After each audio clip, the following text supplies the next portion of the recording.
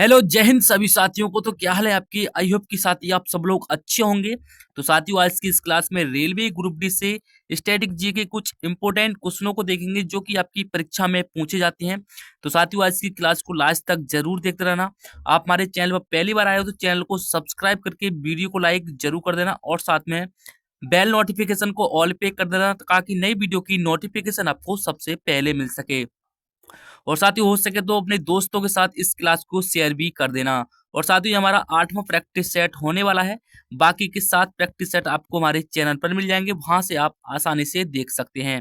और साथ ही आपको इस क्लास की पीडीएफ चाहिए तो आपको इसकी लिंक डिस्क्रिप्शन के अंदर मिल जाएगी, वहां से जाके आप आसानी से डाउनलोड कर सकते हैं। तो चलिए साथियों आज इस क्लास को स्टार्ट करते हैं फर्स्ट क्वेश्चन से। फर्स्ट क्वेश्चन है हमारा, मीन काम्फ का लेखक कौन है? मीन काम्फ का लेखक कौन है? हिटलर, मुसोलिनी, विस्मार्क या फिर मेजनी? तो क्या होगा साथियों इस क्वेश्चन का बिल्कुल सही आंसर मीन काम्फ के लेखक हैं साथियों आपके हिटलर। ऑप्शन ए आपका बिल्कुल सही आंसर है। चलिए नेक्स्ट क्वेश्चन देखते हैं। मुदुमलाई पशु विहार प्रसिद्ध है व्याघ्रों के लिए, ग्वालों के लिए, पक्षियों के लिए, हाथियों के लिए? मुदुमलाई पशु विहार किसके लिए प्रसिद्ध है साथियों? तो ये हो जाएगा आपका ग्वालों के लिए। ग्वालों के लिए साथियों मधुमलाई पशु विहार इस किसके लिए साथियों? ग्वालों के लिए आपको ध्यान रखना है। चलिए नेक्स्ट क्वेश्चन देखते हैं। किसी रंग की तीव्रता, किसी रंग की तीव्रता साथियों इस क्वेश्चन को पूरा कीजिए। ऑप्शन आपके यहाँ पर नीचे दिए गए हैं फर्स्ट और सेकंड के। ऑप्शन में आपको बताना है साथियों इसमें कौन कौन सा बिल्कुल सही होगा। किसी रंग की तीव्रता फर्स्ट है आपका व्युत्क्रम वर्ग नियम का अनुगमन करती है, इसके आयाम से समानुपातिक होती है या फिर आयाम के वर्ग से समानुपातिक होती है? तो क्या होगा साथियों बताइए तीनों में से कौन सा ऑप्शन? नीचे आपके यहाँ पर ऑप्शन दिए गए हैं, बताइए इन चारों में से कौन सा ऑप्शन बिल्कुल सही होगा? तो साथियों इसका सही हो जाएगा पहला और दूसरा। पहला और दूसरा बिल्कुल सही कथन दिए गए साथियों आपके यहाँ पर। ऊपर के दोनों कथन आपके बिल्कुल सही हैं, आपको ध्यान रखना है। चलिए नेक्स्ट क्वेश्चन देखते हैं। वर्ष 2011 की जनगणना के अंतिम परिणाम के अनुसार भारत में बाल लिंग अनुपात कितना है? 2011 की जनगणना के अनुसार पूछा है साथियों। तो कितना था साथियों आपको पता है? तो ये था आपका 914। कितना था साथियों? 914। 914 आपके ऑप्शन डी में दिया गया है, बिल्कुल सही आंसर है। चलिए नेक्स्ट क्वेश्चन देखते हैं। भारत में किस क्षेत्र में अत्यधिक असिंचित खेती की जाती है? असिंचित खेती कहाँ की जाती है साथियों बताइए? कनेरा के मैदान, दक्कन के पठार, कोरोमंडल मैदान या फिर गंगा के मैदान? तो क्या होगा साथियों इस क्वेश्चन का बिल्कुल सही आंसर? तो 5वें का ऑप्शन बी हो जाएगा, दक्कन के पठार बिल्कुल सही आंसर है।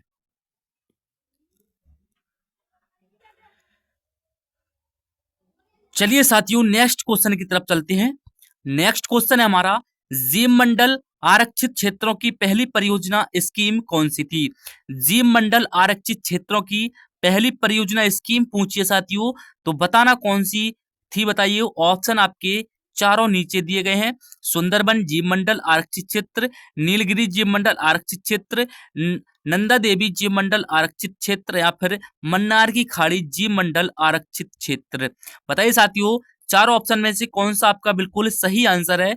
जीव मंडल आरक्षित क्षेत्रों की पहली परियोजना स्कीम के बारे में पूछा है। तो साथियों छठे क्वेश्चन का ऑप्शन बिल्कुल बी राइट आंसर है। नीलगिरी जीव मंडल आरक्षित क्षेत्र सबसे पहले ये वाली स्कीम को स्टार्ट किया था। चलिए नेक्स्ट क्वेश्चन देखते हैं। निम्नलिखित में से किस युद्ध से भारत में फ्रांसीसियों के भाग्य का निर्णय हुआ था? बताइए साथियों निम्नलिखित में से किस युद्ध से भारत में फ्रांसीसियों के भाग्य का निर्णय हुआ था? प्रथम कार्नेटिक युद्ध, बक्सर की लड़ाई, प्लासी की लड़ाई या फिर बांडुआस की लड़ाई? तो बताना साथियों 7वें क्वेश्चन का सही आंसर क्या है? तो ये हो जाएगी वांडोवास की लड़ाई। ऑप्शन डी बिल्कुल सही आंसर है। नेक्स्ट क्वेश्चन देखते हैं। नेक्स्ट क्वेश्चन है साथियों हमारा, निम्नलिखित में से किसने 1857 के विद्रोह के कारणों का विश्लेषण करते हुए अंग्रेजों तथा मुसलमानों के बीच मेल मिलाप की वकालत की थी? बताइए साथियों किसने की थी? अंग्रेज और मुसलमानों के बीच में जो मेल मिलाप की मुलाकात की थी वो किसने की थी साथियों? तो वो की थी आपकी सर सैयद अहमद खान ने। किसने? सर सैयद अहमद खान बिल्कुल सही आंसर है। चलिए नेक्स्ट क्वेश्चन देखते हैं। मानस पशु विहार किस राज्य में स्थित है? मानस पशु विहार पूछा है आपसे, किस राज्य में स्थित है? राजस्थान, असम, झारखंड, छत्तीसगढ़। तो नवे क्वेश्चन का राइट आंसर ऑप्शन बी हो जाएगा साथियों। ऑप्शन बी हो जाएगा, असम में साथियों मानस पशु विहार स्थित है। चलिए नेक्स्ट क्वेश्चन देखते हैं। निम्नलिखित में से किसने अंग्रेजों के विरुद्ध 1857 ईस्वी के संघर्ष में भाग नहीं लिया था? तांत्या टोपे, टीपू सुल्तान, रानी लक्ष्मीबाई, नाना साहेब। बताइए साथियों किसने नहीं लिया था, पूछा है नहीं लिया था। तो 10वीं क्वेश्चन का राइट आंसर ऑप्शन बी हो जाएगा साथियों, टीपू सुल्तान। टीपू सुल्तान ने साथियों अंग्रेजों के विरुद्ध 1857 के संघर्ष में भाग नहीं लिया था। किसने? टीपू सुल्तान ने। चलिए अगला क्वेश्चन देखते हैं। हरियाणा में सुविख्यात पक्षी विहार कौन सा है? बताइए साथियों हरियाणा में पूछा है कौन सा विख्यात पक्षी विहार है? बताइए साथियों सुल्तानपुर, भरतपुर, राजाजी या फिर सरिका। बताइए साथियों सरिस्का है नीचे ऑप्शन डी में। तो क्या होगा 11वें क्वेश्चन का राइट आंसर? तो 11 का ऑप्शन ए हो जाएगा सुल्तानपुर। हरियाणा में सुविख्यात पक्षी विहार कौन सा है? सुल्तानपुर में सबसे ज्यादा प्रसिद्ध पक्षी विहार आपको ध्यान रखना है। अगला देखते हैं। भारत छोड़ो आंदोलन के समय वायसराय कौन था? बताइए साथियों भारत छोड़ो आंदोलन के समय वायसराय कौन था? तो ये हो जाएगा लॉर्ड लिनिथ लॉर्ड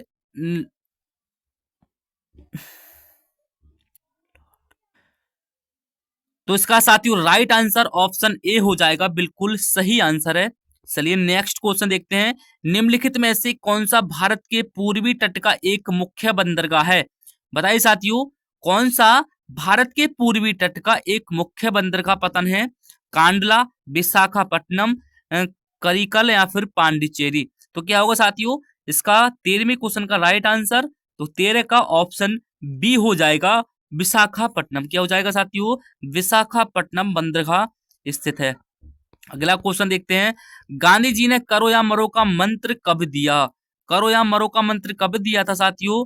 तो ये दिया था आपका भारत छोड़ो आंदोलन के समय साथियों गांधी जी ने करो या मरो का मंत्र दिया था। चलिए अगला क्वेश्चन देखते हैं।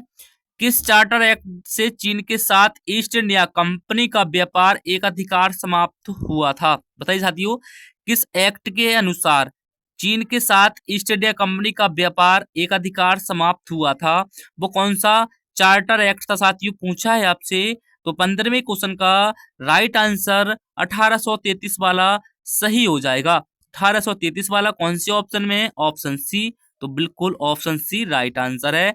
चार्टर एक्ट 1833 के अनुसार साथियों ईस्ट इंडिया कंपनी का व्यापार बिल्कुल समाप्त हो गया था। अगला क्वेश्चन देखते हैं।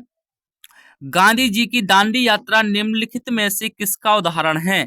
बताइए साथियों गांधी जी की दांडी यात्रा बहिष्कार, सबज्ञा आंदोलन या फिर असहयोग आंदोलन या फिर सीधी कार्रवाई। तो 16वें क्वेश्चन का राइट आंसर हो जाएगा सविनय अवज्ञा आंदोलन। बिल्कुल सही आंसर है ऑप्शन बी।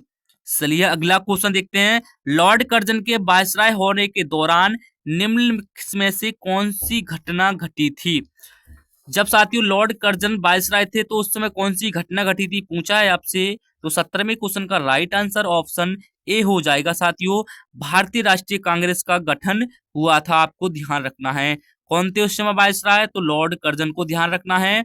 और साथियों इनके शासन में कौन सी घटना घटी थी आपको ध्यान रखना है, भारतीय राष्ट्रीय कांग्रेस का गठन हुआ था।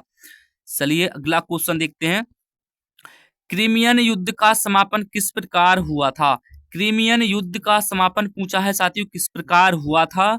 तो आपको ध्यान रखना है साथियों पेरिस समझौता से क्रीमियन युद्ध का समापन हुआ था। आपको ध्यान रखना है ऑप्शन बी बिल्कुल सही आंसर है। अगला क्वेश्चन देखते हैं। भारत में पुर्तगाली सत्ता की वास्तविक नींव रखने वाले महानतम पुर्तगाली गवर्नर कौन थे? बताइए साथियों कौन थे साथियों? तो आपको ध्यान रखना है अल्बुकर्क। बिल्कुल सही आंसर है ऑप्शन बी। 19 का बी बिल्कुल राइट आंसर हो जाएगा साथियों। चलिए अगला क्वेश्चन देखते हैं और आज की क्लास का साथियों लास्ट क्वेश्चन आपकी स्क्रीन पर है। निम्नलिखित में से किस घटना ने इंग्लैंड के सम्राट को भारतीय प्रशासन को अपने अधीन कर लेने के लिए प्रेरित किया था? किस घटना ने इंग्लैंड के सम्राट को भारतीय प्रशासन को अपने अधीन करने के लिए प्रेरित किया था? कौन सा युद्ध था? प्लासी का युद्ध, बक्सर का युद्ध, हिंसक का युद्ध या फिर सिपाहियों का विद्रोह?